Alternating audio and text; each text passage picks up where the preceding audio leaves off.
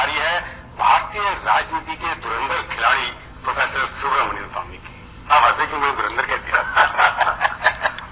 नहीं खिलाड़ी आप, वन मैन वन आर्मी, सब कुछ दिख रहा है। आपको छूट है, आप जर्नलिज्म है, कुछ भी कर सकते हैं। आप जनरल हैं अपनी पार्टी के अकेले, न सिपाही तो कोई है नहीं ज्यादा आपके पास। आपको सिपाही दिखाई नहीं पड़ता है तो फिर मैं क्या करूँ? बहुत सारे सिपाही है, बहुत, परंतु मैं दुश्मनों को की प्रचार करता हूँ, मेरे दोस्तों को छुपा के रखते हैं, दोस्त छुपा के रखते हैं। और इतनी सारी लड़ाइयां आपने लड़ी है पिछले कई सालों से, अकेले लड़ते आ रहे हैं, कभी हार कभी जीत। और अभी जो आपकी इतनी जीत चल रही थी, एकदम छोटी सी हार हो गई, दुखी तो होंगे आप जरूर। नहीं, इसमें कोई आश्चर्य नहीं है, क्योंकि अभी जो लाइसेंस जो कैंसिल हुए हैं और जो सैंक्शन की बात आई थी सुप्रीम कोर्ट में, इन दोनों में मैं हाईकोर्ट में हार गया था, पर उस समय लोगों ने नोटिस नहीं किया। इस बार सुप्रीम कोर्ट में जाकर बन गई। और इसमें भी मैं तो समझता हूं कि जो ट्रायल कोर्ट जज है उन्होंने मेरा आधा काम कर दिया। उन्होंने ये सिद्ध कर दिया है कि, यानी पुष्टि कर दिया है कि चिदम्बरम और राजा दोनों ने मिलकर के फैसला किया। अब उसमें क्रिमिनल है नहीं, ये तो ट्रायल की मामला है, ये तो ट्रायल के पहले ही इन्होंने फैसला कर दिया। तो मुझे तो लगता है कि मैं हायर कोर्ट में जीता। ये जजमेंट थोड़ी आपको लगता है इन्फॉर्मेटिव है, इसके अंदर कोई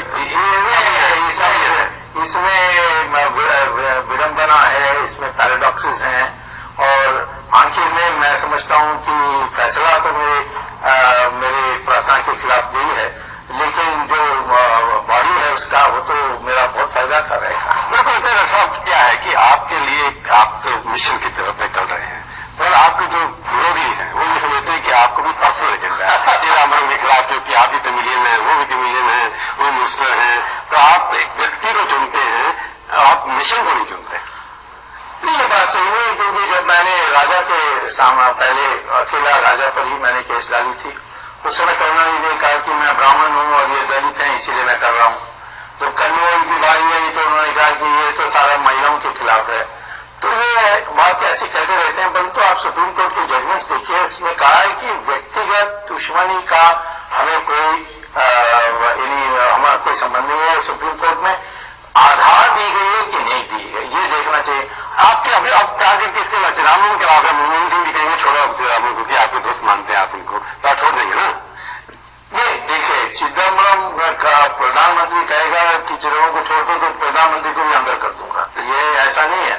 ये चिदम्बरम सबसे व्यक्ति है, उनके खिलाफ करप्शन का एविडेंस कोई नहीं मिला ना आपको? चिदम्बरम का क्या बात कर, आपके डॉक्यूमेंट की आपने कहा कि मैं मीटिंग ये उन्होंने पास किया था, इसके अलावा ये तो नहीं है कि जैसे राजा ने कहीं डोनेशन दिलवाया कुछ और? कहाँ राजा के बारे ऐसा है?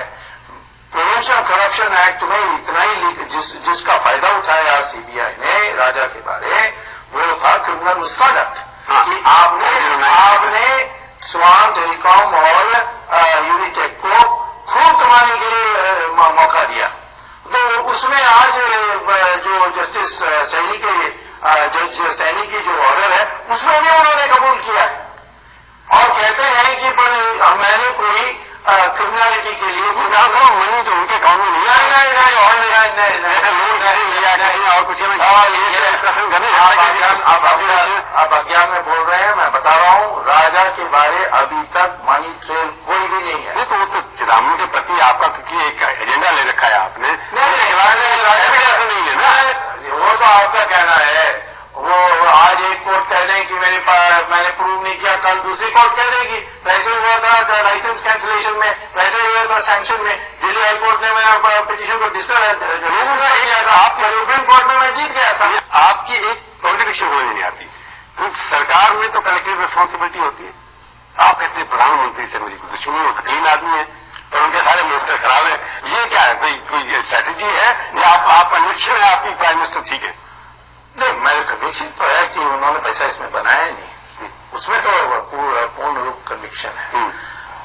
अब सवाल यह है कि आज मुझे ये देखना है, क्योंकि एक क्रिमिनल केस चल रही है, कि क्या किसी बात पर प्रधानमंत्री अधिकृत थे फैसला करने के लिए, उन्होंने उल्टा फैसला किया। जो कागजात हैं उसके अनुसार तो प्रधानमंत्री ने राजा को लिखकर कहा था कि ऑप्शन कर दो, इस तरीके से मत करो। परंतु उसने उसकी बात नहीं सुनी, क्योंकि राजा के रहनुमा उनसे भी ऊपर बैठे थे।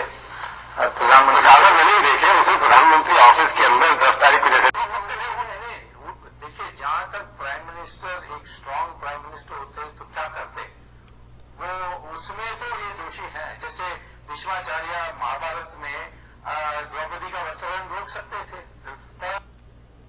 तो उन्होंने कहा मैं मजबूर हूं, मैं विवश हूं, मैं वो देखते रह गए आखिर में। परंतु वो दुशासन के बराबर उसको माना नहीं जा सकता है।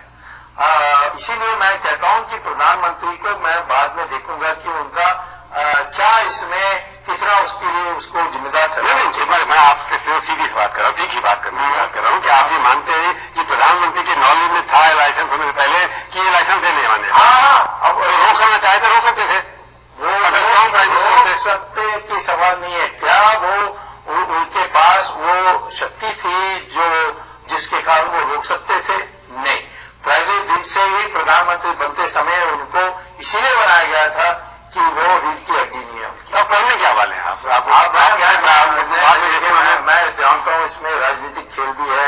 प्रधानमंत्री चले जाएं तो कौन आने वाला है, चले जाए सारा यूपी है, मुझे कोई इतराज नहीं है उसमें। प्रधानमंत्री भी चले जाए, हमें स्वीकार है, परंतु सिर्फ ये चले जाएं ताकि जगह खाली हो जाए और उसके लिए किसी और युवराज को बैठाए जाए, ये तो मैं नहीं मान सकता। तो इसलिए आप प्रधानमंत्री को बचा के रखेंगे? मुझे क्या जाता है, मैं तो सारा यूपीए को दोषी ठहराता हूं, तो सिर्फ प्रधानमंत्री को क्यों हटाऊं? हटाना तो सारे को हटाना है। बाकियों के खिलाफ तो करप्शन आपको दिखाई देती नहीं ना? नहीं, देखिए यूपीए इसका तो ये करप्ट नहीं है, ये प्रधानमंत्री बात है। बाकी भी तो मिनिस्टर है, बहुत है, डॉक्टर सोना स्वामी ने बाकी को क्लीन चिट रखी ना, चिट नहीं दी कि मैं एक निजी व्यक्ति हूं, मेरे पास ना सीबीआई है ना एनफोर्समेंट डायरेक्टरेट है। कल आप मुझे इनकी इंचार्ज बना दीजिए, मैं 10 दिन में सबको सारा जो मंत्री हैं यूपीए के सबको मैं अंदर कर दूंगा।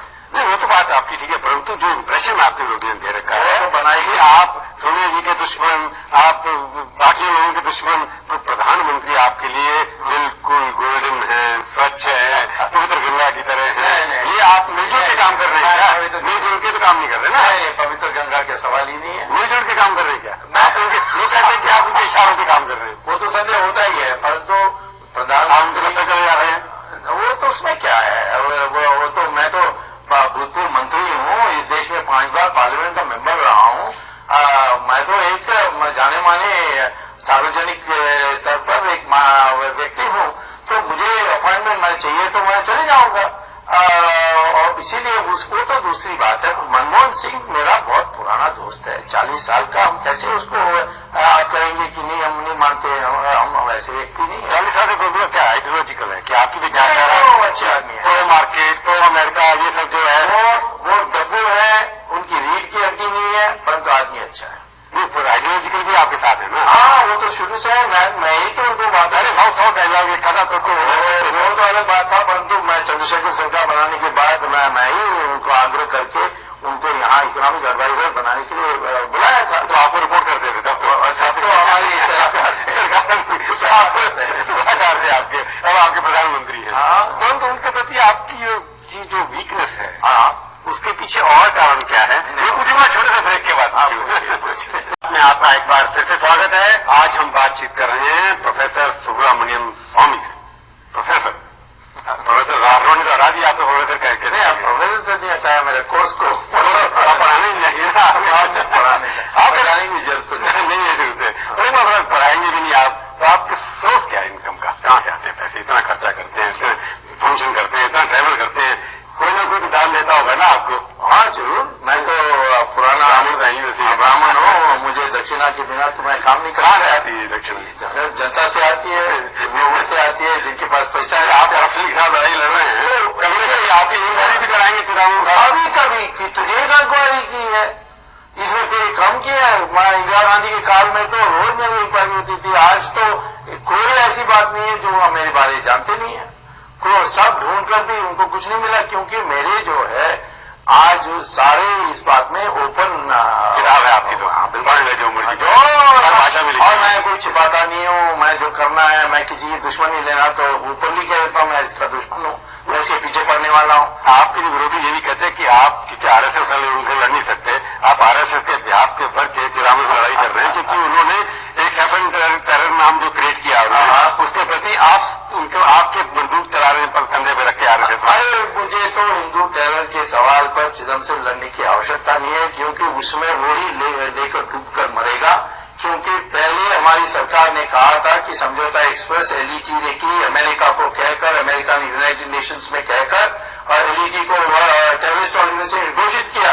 अब वो बदल गए, अब वो फंस गए। और मैं कहता हूं कि आज सीबीआई और महाराष्ट्र पुलिस सब रो रहे हैं, क्योंकि उनके पास कोई सबूत ही नहीं है। ये सब आरएसएस के समर्थक तो आप हैं ना, आरएसएस का मैं तो शुरू से रहा हूं। मैं जब आया, मैं किसी पार्टी में जा सकता था, हार्वर्ड से आया, उस समय मैं ना, तो ये तो मैं तो इतना मेरा दिमाग साफ है कि जिस देश में एकता पैदा करने के लिए आरएसएस जैसे संगठन का मदद की आवश्यकता है। पर आरएसएस पिछले कुछ सालों से सुनने में आया कि आप बीजेपी में घुसने की कोशिश कर रहे हैं। मैं कैसे बीजेपी के लीडर कहते हैं कि स्वामी आना चाहते हैं, हमने लेकर रोक के बैठे। अरे वो तो उनको शर्म आना चाहिए। एक तरफ कहते हैं हिंदू से आपका फॉलोइंग नहीं है ना कहीं। अरे वो कहते हैं उनके पास फॉलोइंग है, जाना चाहते हैं वैसे। देखिए, मैं पुराना जनसंघी हूं। यदि बीजेपी इस रास्ते पर आ जाए कि हम हिंदुत्व को महत्व देंगे, तो मैं निश्चित तौर पर बीजेपी में शामिल होना चाहता हूं। क्योंकि हम क्यों विभाजन करें वोट की, हमें इकट्ठा होनी चाहिए।